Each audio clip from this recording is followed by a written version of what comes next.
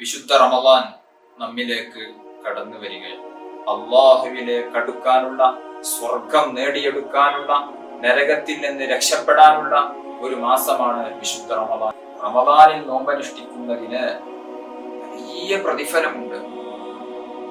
നിയ്യത്ത് വേണ്ടത് ഖൽബിലാണ്, മനസ്സിലാണ്. അപ്പോൾ ആ ഒരു പ്രതിഫലം നമുക്ക് ലഭിക്കാൻ മറ്റൊരു മാർഗമുണ്ട്. അസ്സലാമു അലൈക്കും വറഹ്മത്തുള്ളാഹി വബറകാതുഹു. അഊദു ബില്ലാഹി മിനശ് ശൈത്വാനിർ റജീം. ബിസ്മില്ലാഹിർ റഹ്മാനിർ റഹീം. അൽഹംദുലില്ലാഹി റബ്ബിൽ ആലമീൻ. അസ്സലാത്തു വസ്സലാമു അലാ സയ്യിദിൽ മുർസലീൻ വഅലാ ആലിഹി വസ്വഹ്ബിഹി അജ്മഈൻ. അമ്മാ ബഅദ്. എന്റെ ശബ്ദം ശ്രവിക്കുന്ന പ്രിയപ്പെട്ട സഹോദര സഹോദരിമാരെ, വിശുദ്ധ റമദാൻ നമ്മിലേക്ക് കടന്നു വരികയാണ്. റമദാൻ നാം ക്ഷണിച്ചു വരുത്തുന്ന ഒരു അതിഥിയാണ്. അതിഥിയെ മാന്യമായ രൂപത്തിൽ സൽക്കരിക്കുക എന്നുള്ളത് ഏതൊരു മാന്യനായ വ്യക്തിയുടെയും അടയാളം. വിശുദ്ധ റമദാനിന് 2 മാസം മുമ്പ് തന്നെ നാം അള്ളാഹുവിനോട് ദുആ ചെയ്ത് നമ്മിലേക്ക് അടുപ്പിക്കാൻ വേണ്ടി നാം ആഗ്രഹിച്ചിട്ടുണ്ട്, കൊതിച്ചിട്ടുണ്ട്. അല്ലാഹുമ്മ ബാരിക് ലനാ ഫീ റജബിൻ വശഅബാൻ വബല്ലിഗ്നാ റമളാൻ. അല്ലാഹുവേ, റജബിലും ശഅബാനിലും ഞങ്ങൾക്ക് നീ ബറക്കത്ത് നൽകണേ, റമളാനിനെ ഞങ്ങൾക്ക് നീ എത്തിക്കണേ എന്ന് റജബ് പിറന്നാൽ മുത്തുനബി സല്ലല്ലാഹു അലൈഹി വസല്ലമ തങ്ങൾ ദുആ ചെയ്യാറുണ്ടായിരുന്നു. 2 മാസം കഴിഞ്ഞിട്ട് വരാനിരിക്കുന്ന റമളാനിനെ 2 മാസം മുമ്പ് തന്നെ അത് എത്തിക്കിട്ടാൻ വേണ്ടി മുത്തുനബി സല്ലല്ലാഹു അലൈഹി വസല്ലമ തങ്ങൾ ദുആ ചെയ്യുമ്പോൾ നമുക്ക് മനസ്സിലാക്കാം ആ റമദാനിന് എത്രമാത്രം മഹത്വം ഉണ്ടായിരിക്കും.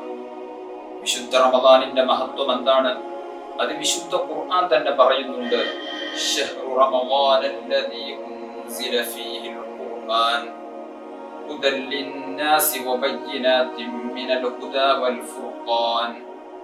വിശുദ്ധ റമദാൻ എന്ന് പറഞ്ഞാൽ വിശുദ്ധ ഖുർആൻ അവതരിപ്പിക്കപ്പെട്ടു എന്നുള്ളതാണ് അതിന്റെ ഒന്നാമതായിട്ടുള്ള പ്രത്യേകത. വിശുദ്ധ ഖുർആനിൽ അല്ലാഹു സുബ്ഹാനഹു വ തആല സൂറത്തുൽ ബഖറയിൽ നമ്മെ പഠിപ്പിക്കുന്നത് അതാണ്.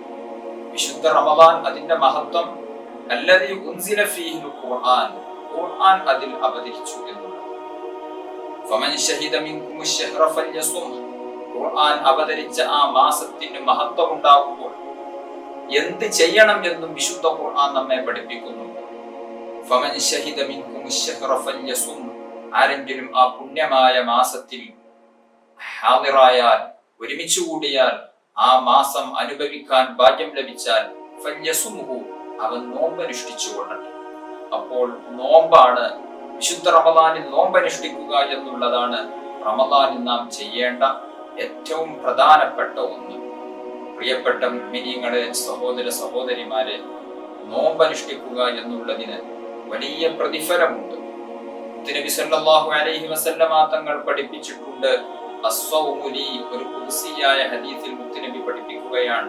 അല്ലാഹു സുബ്ഹാനഹു വ തആല പറയുന്നു, അസ്സൗമു ലീ, നോമ്പെനിക്കുള്ളതാണ്, ഞാനാണ് ആ നോമ്പിന് പ്രതിഫലം നൽകുന്നത് എന്ന് അല്ലാഹു സുബ്ഹാനഹു വ തആല പറഞ്ഞതായി നബി സല്ലല്ലാഹു അലൈഹി വസല്ലമ തങ്ങൾ നമ്മെ പഠിപ്പിക്കുന്നു. അതുകൊണ്ട് റമദാനിൽ നിർബന്ധമായും ഒരു മനുഷ്യൻ ചെയ്യാനുള്ളത് നോമ്പനുഷ്ഠിക്കുക എന്നുള്ളതാണ്. അതുകൊണ്ട് റമദാനിൽ നാം നോമ്പനുഷ്ഠിക്കാൻ വേണ്ടി തയ്യാറാകണം. എല്ലാവരും തയ്യാറായിട്ടുണ്ടാകും, നോമ്പനുഷ്ഠിക്കും എന്നുള്ളതിന്റെ യാതൊരു സംശയവുമില്ല. റമദാൻ നമ്മിലേക്ക് വരുമ്പോൾ വേറെയും പല തീരുമാനങ്ങളും പല ഒരുക്കങ്ങളും നാം റമദാനിന് വേണ്ടി തയ്യാറാക്കേണ്ടതുണ്ട്, നാം ഒരുങ്ങേണ്ടതുണ്ട്. ഞാൻ പറഞ്ഞുവല്ലോ, വിശുദ്ധ റമദാൻ ഒരു അതിഥിയാണ്.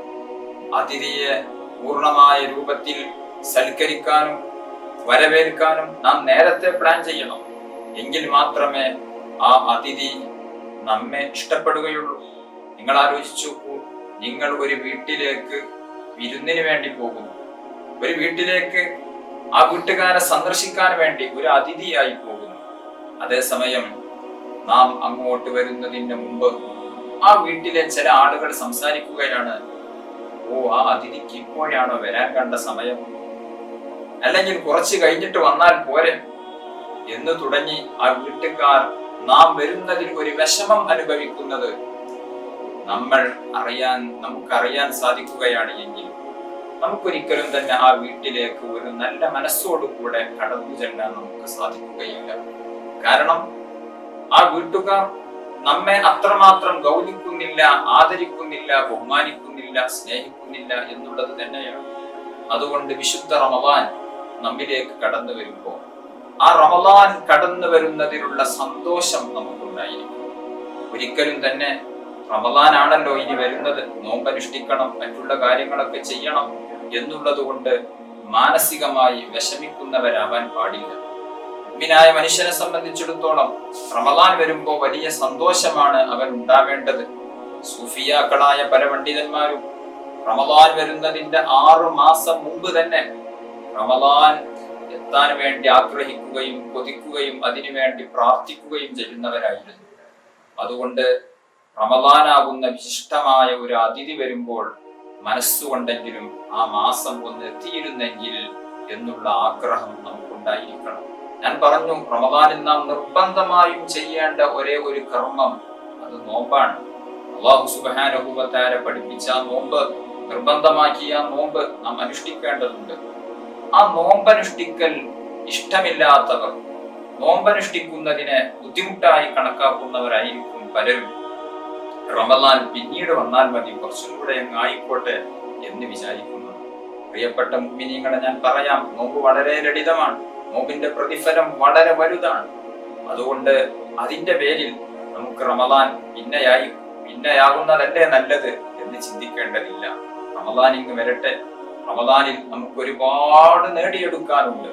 11 മാസം നാം അമലുകൾ ചെയ്താൽ ലഭിക്കാത്ത വലിയ പ്രതിഫലമാണ് റമദാനാകുന്ന ആ ഒരു മാസത്തിൽ നമുക്ക് നേടിയെടുക്കാൻ സാധിക്കുന്നു. അതുകൊണ്ട് റമദാൻ വരുമ്പോ ഒന്നാമതായി നമുക്ക് ഉണ്ടാവേണ്ടത് മാനസികമായ ഒരു സന്തോഷം. റമദാൻ വരികയാണല്ലോ എന്നുള്ള ആ ഒരു സന്തോഷവും ആവേശവും, ഈമാനികമായ ആവേശവും, അതുപോലെ തന്നെ റമദാനിൽ നാം എന്തെല്ലാം ചെയ്യണം എന്നുള്ള ഒരു പ്രതിജ്ഞയും തീരുമാനവും നല്ല ഒരു പ്ലാനിങ്ങും ഒരു മനുഷ്യനെ സംബന്ധിച്ചിടത്തോളം, ഒരു മുഅ്മിനായ വ്യക്തിയെ സംബന്ധിച്ചിടത്തോളം റമദാനിന്റെ മുമ്പേ നാം തയ്യാറാക്കേണ്ടതുണ്ട്. If you fail to plan, നിങ്ങൾ പ്ലാൻ ചെയ്യുന്നിടത്ത് പരാജയപ്പെടുകയാണ് എങ്കിൽ you are planning to fail, നിങ്ങൾ പരാജയപ്പെടാൻ വേണ്ടിയാണ് പ്ലാൻ ചെയ്യുന്നത് എന്ന് പറയപ്പെടുന്നുണ്ട്. അതായത് നിങ്ങൾ പ്ലാൻ ചെയ്യുന്നിടത്ത് പരാജയപ്പെടുകയാണ് എങ്കിൽ പരാജയപ്പെടാൻ വേണ്ടിയാണ് പ്ലാൻ ചെയ്യുന്നത്. അത് ഏത് കാര്യം എടുത്തു നോക്കുകയാണ് എങ്കിൽ, ബിസിനസ് ആകട്ടെ, മറ്റു കച്ചവടങ്ങളാകട്ടെ, അല്ലെങ്കിൽ ഒരു യാത്രയാകട്ടെ, നന്നായി പ്ലാൻ ചെയ്തുകൊണ്ടുള്ള പ്രവൃത്തിയാണ് എങ്കിൽ അത് വിജയിക്കും. ആ യാത്ര, ആ ബിസിനസ്, ആ കച്ചവടം അത് വളരെയധികം വിജയിക്കും. അതേസമയം ആ പ്ലാൻ ചെയ്യുന്നിടത്ത് നിങ്ങൾ പരാജയപ്പെട്ടാൽ, ആ പ്ലാൻ ചെയ്യുന്നിടത്ത് നിങ്ങൾ ഒരൽപ്പം പിറകോട്ട് പോയാൽ അത്ര തന്നെ വിജയിക്കുകയില്ല, വലിയ നഷ്ടമായിരിക്കും. അല്ലെ, ബിസിനസ് ചെയ്യുന്നിടത്ത് പലരും പ്ലാനിങ് ഇല്ലാതെ ബിസിനസ്സിലേക്ക് ഇറങ്ങും. അവസാനം വലിയ നഷ്ടത്തിലായി, വലിയ കടത്തിലായി, ടെൻഷനിലായി. യാത്ര ചെയ്യുന്നിടത്ത് പ്ലാൻ ഇല്ല എങ്കിൽ അല്ലെങ്കിൽ ഉള്ള പ്ലാനിൽ പരാജയപ്പെട്ടാൽ ഉദ്ദേശിച്ച സ്ഥലത്തൊന്നും കൃത്യമായി പോകാൻ സാധിക്കുകയില്ല. അതുകൊണ്ട് ഏത് കാര്യം ചെയ്യുകയാണ് എങ്കിലും നന്നായി പ്ലാൻ വേണം. വിശുദ്ധ റമദാനും അങ്ങനെ തന്നെയാണ്. അല്ലാഹു സുബ്ഹാനഹു വ തആല റമദാനിലെ ഓരോ സെക്കൻഡുകൾക്കും വലിയ മഹത്വവും പ്രതിഫലവും നമുക്ക് വാഗ്ദാനം ചെയ്യുമ്പോൾ അത് നേടിയെടുക്കാൻ വേണ്ടി നാം ശ്രമിക്കണം. അതിന് നല്ല പ്ലാനിങ് നമുക്ക് വേണ്ടത്. പ്രിയപ്പെട്ട മുഅ്മിനീങ്ങളെ, സഹോദര സഹോദരിമാരെ, റമദാനിൽ നാം എന്തെല്ലാം ചെയ്യണം എന്നുള്ളത് ആദ്യമായി നാം കൃത്യമായി നോട്ട് ചെയ്തു വെക്കേണ്ടത്. അല്ലാഹു സുബ്ഹാനഹു വ തആല നിർബന്ധമാക്കിയത് നോമ്പാണ്. അത് നാം എന്തായാലും നോൽക്കും. ഒന്ന് നോമ്പ്. അതുപോലെ തന്നെ ഞാൻ ആദ്യം ഓതിയ ആയത്തിൽ പറഞ്ഞു, വിശുദ്ധ റമദാനിന്റെ ഒന്നാമത്തെ മഹത്വം ശഹ്റു റമദാൻ അല്ലദീ ഉൻസില ഫീഹിൽ ഖുർആൻ, ഖുർആൻ അവതരിപ്പിക്കപ്പെട്ടു എന്നുള്ളതാണ് വിശുദ്ധ റമദാനിന്റെ ഒന്നാമത്തെ മഹത്വം. അതുകൊണ്ട് തന്നെ ആ വിശുദ്ധ ഖുർആൻ ധാരാളം പാരായണം ചെയ്യും. വിശുദ്ധ ഖുർആൻ ധാരാളം പാരായണം ചെയ്യേണ്ട മാസമാണ്. റമദാൻ അല്ലാത്ത മാസത്തിൽ തന്നെ പാരായണത്തിന് വലിയ പ്രാധാന്യവും പ്രതിഫലവുമുള്ള വിശുദ്ധ ഖുർആൻ അത് അവതരിപ്പിക്കപ്പെട്ട മാസമാകുന്ന റമദാനാകുമ്പോ അതിന്റെ പ്രതിഫലം വലുതാണ്. അതിന്റെ പുണ്യം എത്രയോ 10 മടങ്ങ് വർധനവുള്ളതാണ്. അതുകൊണ്ട് വിശുദ്ധ റമദാനിൽ രണ്ടാമതായി നമുക്ക് വിശുദ്ധ ഖുർആൻ ധാരാളം പാരായണം ചെയ്യും. അതുപോലെ തന്നെ റമദാനിൽ ഒരുപാട് സുഹൃതങ്ങൾ നാം ചെയ്തെടുക്കേണ്ടതുണ്ട്. സ്വതക്ക ചെയ്യണം, മറ്റുള്ള നിസ്കാരങ്ങൾ നിർവഹിക്കണം, അറിവുകൾ ധാരാളം സമ്പാദിക്കണം, അങ്ങനെ തുടങ്ങി പല പുണ്യകർമ്മങ്ങൾ നമുക്ക് വിശുദ്ധ റമദാനിൽ ചെയ്യാനുണ്ട്. കേവലം നോമ്പ് മാത്രമല്ല, സുന്നത്തായ പല കർമ്മങ്ങളും ധാരാളം ചെയ്ത് അല്ലാഹുവിലേക്ക് അടുക്കാനുള്ള, സ്വർഗം നേടിയെടുക്കാനുള്ള, നരകത്തിൽ നിന്ന് രക്ഷപ്പെടാനുള്ള ഒരു മാസമാണ് വിശുദ്ധ റമദാൻ. അതുകൊണ്ട് കൃത്യമായ പ്ലാനിങ്ങുകൾ നമുക്ക് വേണം. ഞാൻ പറഞ്ഞു, ഒന്നാമതായി നമുക്ക് റമദാനിൽ ചെയ്യാനുള്ളത് നോമ്പാണല്ലോ. നോമ്പ് വളരെ ലളിതമാണ്. ഇന്ന് ആധുനിക വൈദ്യശാസ്ത്രം പോലും പറയുന്നത് മുസ്ലിമീങ്ങൾ അനുഷ്ഠിക്കുന്ന നോമ്പ് ഒരാൾ പകർത്തുകയാണ് എങ്കിൽ, ചെയ്യുകയാണ് എങ്കിൽ ആരോഗ്യപരമായി ധാരാളം ഗുണങ്ങളുണ്ട്. ഷുഗറും പ്രഷറും നോർമലാകാനും, കൊളസ്ട്രോള് കുറയാനും തുടങ്ങി ശരീരത്തിലെ അനാവശ്യമായ കൊഴുപ്പുകൾ നീക്കം ചെയ്യാൻ, അങ്ങനെ തുടങ്ങി പലതിനും നോമ്പ് എന്നുള്ളത് വളരെ ഉപകാരപ്പെടുന്നുള്ള ഒരു കാര്യമാണ് എന്നുള്ളതിൽ ആർക്കും സംശയമില്ല. ആധുനിക വൈദ്യശാസ്ത്രം പോലും അത് വിളിച്ചു പറയുന്നു. അതുകൊണ്ടാണല്ലോ മുസ്ലിമീങ്ങളല്ലാത്ത പലരും, പല ഹൈന്ദവ വിശ്വാസികളും, അതുപോലെ തന്നെ മറ്റു പല മതവിശ്വാസികളും, മതമില്ലാത്തവർ പോലും നമ്മൾ അനുഷ്ഠിക്കുന്നത് പോലെയുള്ള നോമ്പ് അനുഷ്ഠിക്കാറുണ്ട്. അതുകൊണ്ട് നോമ്പ് വളരെ ലളിതമാണ് എന്നതിൽ ആർക്കും സംശയമില്ല. ആരോഗ്യപരമായി വളരെയധികം നല്ല പുരോഗതി നമുക്ക് നേടിത്തരുന്ന ഒന്നാണ് നോമ്പ്. പക്ഷേ മുസ്ലിമായ ഒരു വ്യക്തിയെ സംബന്ധിച്ചിടത്തോളം കേവലം ആരോഗ്യത്തിന് വേണ്ടിയല്ല നോമ്പ് നോൽക്കുന്നത്. എന്തിനു വേണ്ടിയാ നോമ്പ് നോൽക്കുന്നത്? നോമ്പ് നോൽക്കുന്നത് അല്ലാഹു സുബ്ഹാനഹു വ തആല എന്നോട് കൽപ്പിച്ചു എന്നുള്ളത് കൊണ്ടാണ്. അല്ലാഹു സുബ്ഹാനഹു വ തആല പറഞ്ഞതല്ലേ, ഫമൻ ശഹിദ മിൻകും അശ്ശഹറ ഫല്യസും. ആരെങ്കിലും വിശുദ്ധ റമദാൻ അവൻ ഹാദിറായാൽ, അവൻ ഒരുമിച്ച് കൂടിയാൽ, ആ റമദാനിൽ ഒരാൾ ആയുസ്സോടുകൂടെ ജീവിക്കുകയാണ് എങ്കിൽ, റമദാനിൽ ഒരാൾക്ക് ആയുസ്സുണ്ടാവുകയാണ് എങ്കിൽ, നോമ്പനുഷ്ഠിക്കാനുള്ള ആരോഗ്യ സ്ഥിതിയും ഉണ്ട് എങ്കിൽ അവൻ ഫല്യസുംഹു, നോമ്പനുഷ്ഠിച്ചുകൊള്ളണം. അല്ലാഹുവിന്റെ കൽപ്പനയാണ്. അതുകൊണ്ട് അത് നിർബന്ധമായിട്ട് നാം ചെയ്യേണ്ടത്. പക്ഷെ നോമ്പനുഷ്ഠിക്കുന്നിടത്ത് പലർക്കും പരാജയം സംഭവിച്ചു പോകുന്നു. അതിലൊന്ന് ഞാൻ ഈ പറഞ്ഞതുപോലെ ലക്ഷ്യം മറ്റു ചിലതാകും. അതാവാൻ പാടില്ല. നമ്മുടെ നോമ്പിന് നിയ്യത്ത് വെക്കാറുണ്ട്, നിസ്കാരത്തിന് നിയ്യത്ത് വെക്കാറുണ്ട്. എന്താണ്? നബൈതു സൗമ വദിനാൻ അദാഇ ഫർദി റമദാനി ഹാദിഹി സനതി ലില്ലാഹി തആല. ലില്ലാഹി തആല എന്നുള്ള ഒരു വാക്ക് നോമ്പിനും അതുപോലെ തന്നെ നിസ്കാരത്തിന്റെയും ഒക്കെ നിയ്യത്തുകളിൽ നാം പറയാറുണ്ട്, മനസ്സിൽ കരുതാറുണ്ട്. അതായത് അല്ലാഹുവിന് വേണ്ടി. ഒരു മുസ്ലിമായ മനുഷ്യൻ പുണ്യകർമ്മങ്ങൾ ചെയ്യുമ്പോൾ, ആരാധനാ കർമ്മങ്ങൾ ചെയ്യുമ്പോൾ അതെന്റെ റബ്ബിന്റെ പൊരുത്തം ലഭിക്കാൻ വേണ്ടി എന്നുള്ള ഒരു മനസ്സിലുള്ള ഒരു കരുത്ത്, ഒരു നിയ്യത്ത് ഉണ്ടായിരിക്കും. എന്നാലാണ് അല്ലാഹു സുബ്ഹാനഹു വ തആല പറഞ്ഞ ആ വലിയ പ്രതിഫലം നമുക്ക് ലഭിക്കും. അതേസമയം ആ ഒരു നിയ്യത്തില്ലാതെ മറ്റു ലക്ഷ്യങ്ങൾക്കായാൽ, അതുകൊണ്ട് അള്ളാഹുവിന്റെ അരികിലുള്ള പ്രതിഫലം ലഭിക്കുമോ എന്നറിയില്ല.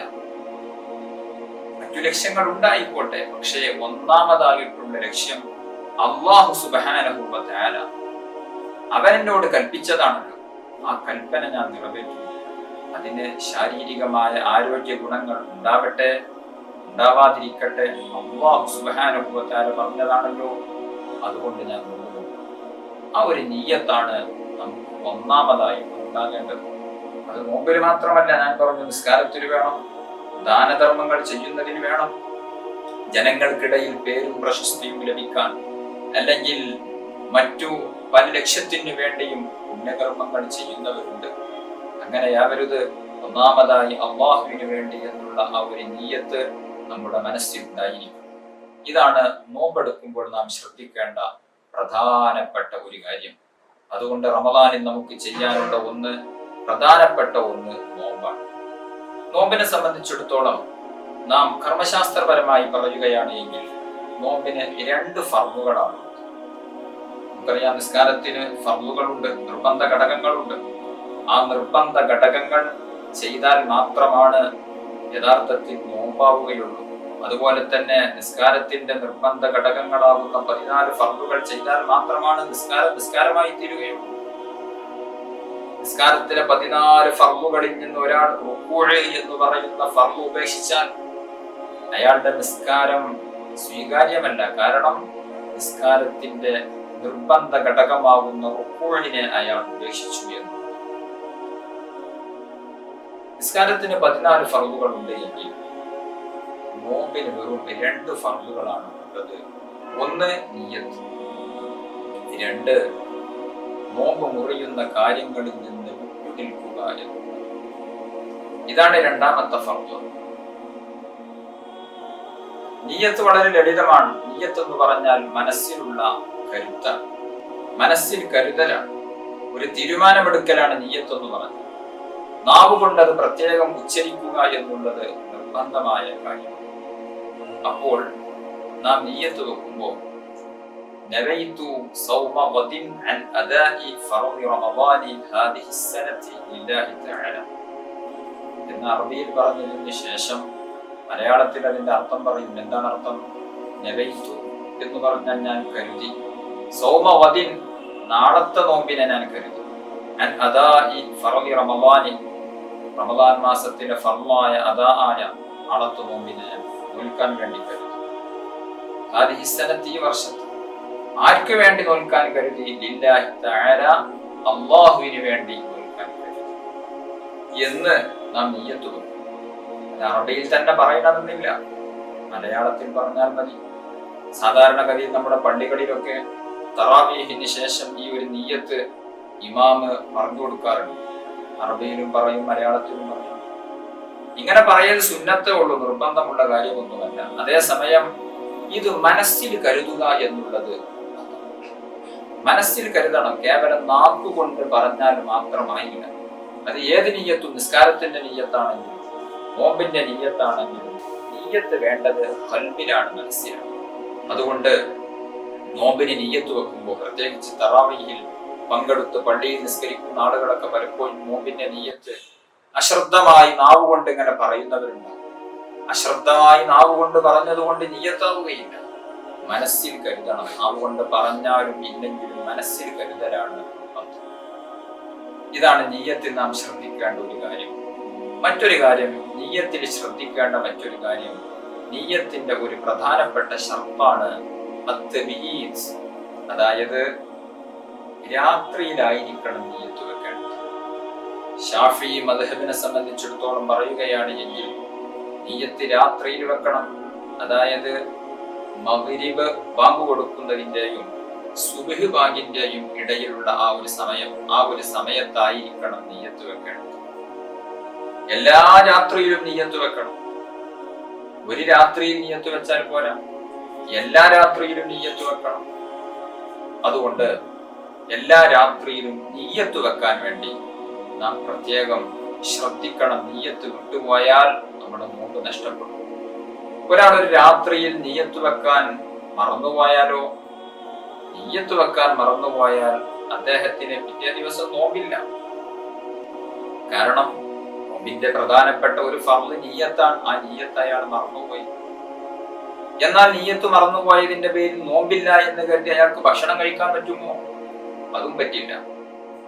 കാരണം നിയ്യത്ത് മറന്നുപോയതിന്റെ പേരിലോ അല്ലെങ്കിൽ മറ്റെന്തെങ്കിലും കാരണത്തിന്റെ പേരിലോ നോമ്പെടുക്കാൻ കഴിവുള്ള ഒരാള് റമളാനിലെ നോമ്പ് അയാൾക്ക് നഷ്ടപ്പെട്ടാൽ അയാൾക്ക് ഇംസാഖ് നിർബന്ധമാണ്. ഇംസാഖ് എന്ന് പറഞ്ഞാൽ നോമ്പ് മുറിയുന്ന കാര്യങ്ങളിൽ നിന്ന് വിട്ടു നിൽക്കുക എന്ന്. അത് നിർബന്ധമാണ്. അതയാൾ ചെയ്തിരിക്കണം. അയാൾ നോമ്പുകാരനെ പോലെ നിൽക്കണം. ഇതിനാണ് ഇംസാഖ് എന്ന് പറയുന്നത്. അയാൾക്ക് വെള്ളം കുടിക്കാൻ പറ്റില്ല, ഭക്ഷണം കഴിക്കാൻ പറ്റില്ല. അതെന്ത്? നോമ്പേതായാലും ഇല്ലല്ലോ. നോമ്പേതായാലും ഇല്ലല്ലോ, എന്നാൽ പിന്നെ ഭക്ഷണം കഴിച്ചുകൂടെ, വെള്ളം കുടിച്ചുകൂടെ പറ്റില്ല. കാരണം വിശുദ്ധ റമളാൻ നാം ഓരോരുത്തരും ആദരിക്കേണ്ട, ബഹുമാനിക്കേണ്ട നോമ്പെടുക്കേണ്ടതായ ഒരു മാസം. ആ ഒരു ദിവസത്തിൽ, ആ ഒരു മാസത്തിൽ വല്ല വിധേനയും നിയ്യത്ത് നഷ്ടപ്പെടുകയോ അല്ലെങ്കിൽ മറ്റേതെങ്കിലും കാരണങ്ങളെ കൊണ്ടൊക്കെ നോമ്പ് ഇല്ലാതെയായി പോയാലും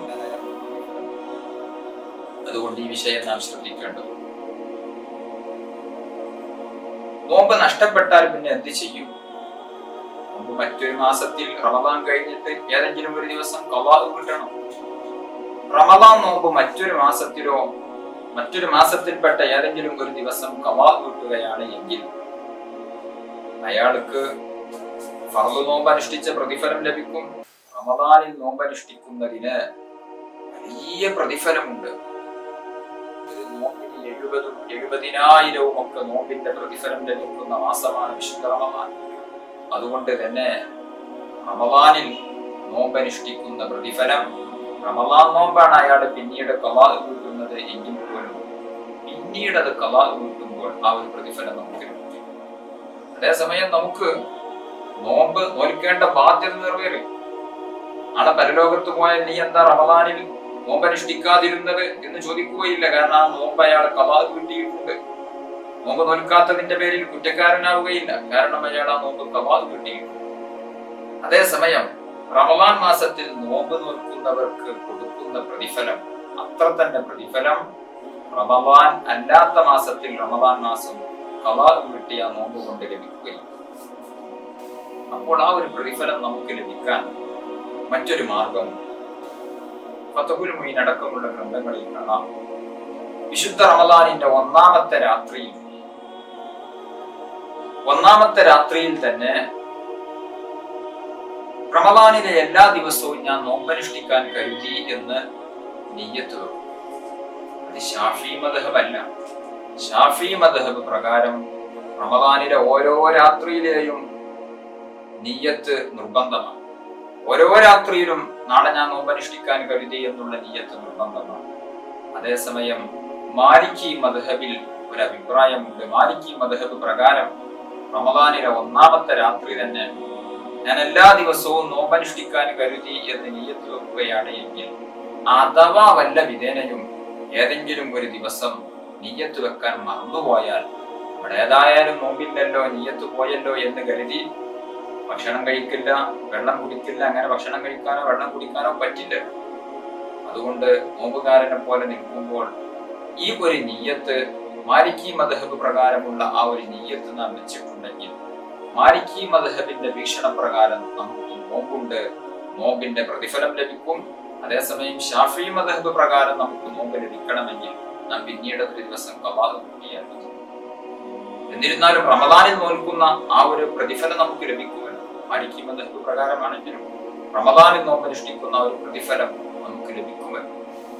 ഭക്ഷണം കഴിക്കുക, വെള്ളം കുടിക്കുക, തടിയുള്ള വല്ല വസ്തുവും അത് ചെറുതാകട്ടെ വലുതാകട്ടെ നമ്മുടെ ശരീരത്തിന്റെ ഉള്ളിലേക്ക് പ്രവേശിക്കുക, നോമ്പ് നോറ്റുകൊണ്ട് ഭാര്യ ഭർത്താക്കന്മാർ ശാരീരിക ബന്ധത്തിൽ ഏർപ്പെടുക തുടങ്ങിയ കാര്യങ്ങളെ കൊണ്ടൊക്കെ നോമ്പ് മുറിയും. ഈ നോമ്പ് മുറിയുന്ന കാര്യങ്ങളൊന്നും വിശുദ്ധ റമദാനിൽ നോമ്പനുഷ്ഠിച്ചുകൊണ്ട് പകല് ചെയ്യാൻ പാടില്ല.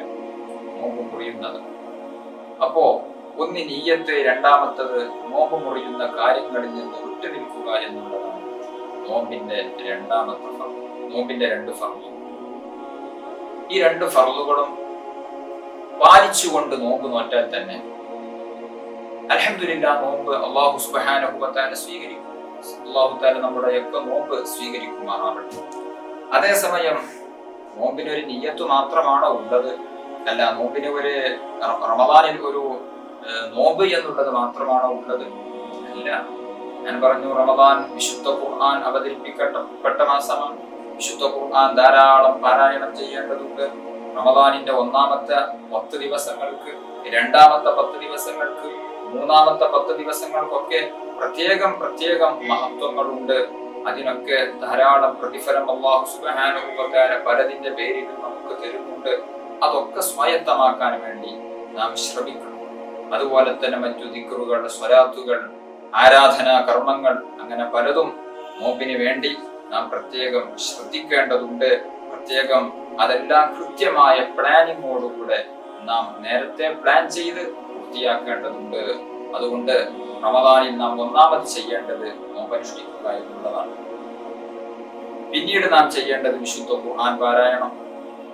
അങ്ങനെ പല കാര്യങ്ങളുമുണ്ട്. ആ കാര്യങ്ങളെല്ലാം നാം ഒരു കൃത്യമായി ഒരു പ്ലാൻ ചെയ്തുകൊണ്ട് റമദാനിന്റെ മുമ്പ് തന്നെ നാം ഒരുങ്ങുകയാണ് എങ്കിൽ ഇൻഷാ അല്ലാഹ് നമുക്ക് ഈ റമദാൻ എന്തുകൊണ്ടും അള്ളാഹുവിന്റെ പൊരുത്തം നേടിയെടുക്കാൻ പറ്റുന്ന, സ്വർഗം കരസ്ഥമാക്കാൻ പറ്റുന്ന, നരകത്തിൽ നിന്ന് രക്ഷപ്പെടാൻ പറ്റുന്ന ഒരു റമദാനാക്കി നമുക്ക് മാറ്റിയെടുക്കാം ഇൻഷാ അല്ലാഹ്. എന്തെല്ലാം പ്ലാനിങ്ങുകൾ നമുക്ക് ഈ റമദാനിന്റെ മുന്നേ അല്ലെങ്കിൽ റമദാനിന് വേണ്ടി നാം തയ്യാറാക്കേണ്ടതുണ്ട് എന്ന് ഇൻഷാ അല്ലാഹ് അടുത്ത ക്ലാസ്സിൽ നമുക്ക് സൂചിപ്പിക്കാം. അല്ലാഹു സുബ്ഹാനഹു വ തആല നമ്മൾ പറഞ്ഞതും കേട്ടതും ഒരു സ്വാലിഹായ അമലായി നമ്മിൽ നിന്ന് കബൂൽ ചെയ്യുമാറാവട്ടെ. അർഹമുർ റഹീമീനായ രാജസയ്യിദായ അല്ലാഹ്, ഞങ്ങളുടെ കൂട്ടത്തിൽ ഒരുപാട് രോഗികളുണ്ട്, പ്രയാസങ്ങൾ അനുഭവിക്കുന്നവരുണ്ട്. എല്ലാവർക്കും നീ ശിഫാ നൽകണം റഹ്മാനെ. ഞങ്ങൾ ജീവിതത്തിൽ വന്നുപോയ സർവ്വ പാപങ്ങളും നീ പൊറുക്കണം റഹ്മാനെ.